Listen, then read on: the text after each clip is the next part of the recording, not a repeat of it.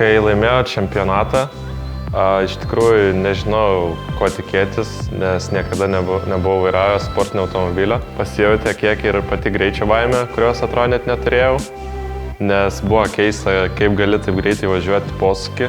Simuliatorius dažniausiai nepertikė to dalyko, kad tu jau pajauti didelį labai greitį.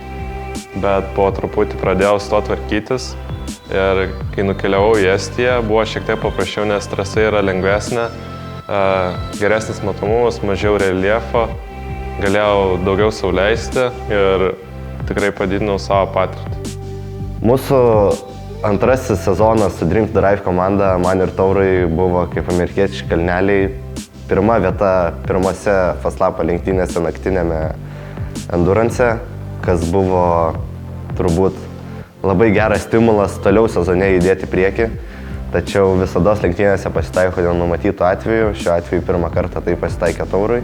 Labai džiugu, kad su visos komandos pagalba atsistatėm ir spėjom pasiruošti trečiajam mūsų Fastlap naktiniam enduransui, kuriame dėl mano padarytos klaidos nepasiekėme finišo, kur galbūt tose lenktynėse galėjome iškovoti tikrai aukštą vietą.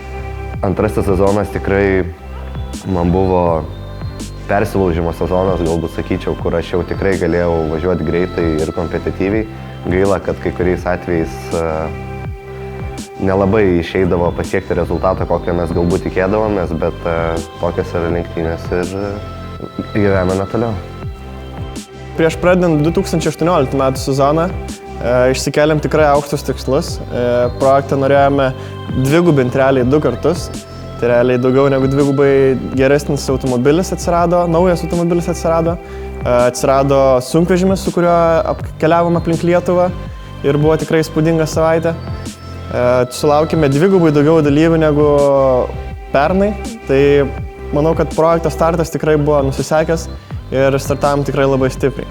Iš viso to, kas gavosi, matot mūsų kairėje, sėdi Domantas ir Domantas sėdo ir tapo mūsų komandos nariu. Šiemet turėjome naują automobilį, kuris buvo visiškai naujas ir buvo tikrai naujas puslapis komandos techniniam skyriuje.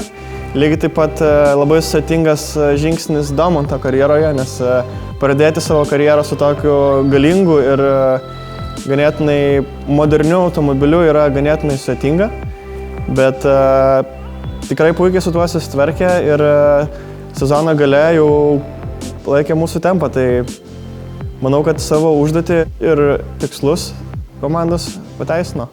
Pasibaigė šių metų sezonas, natūraliai pradedame ruoštis kitam metų sezonui.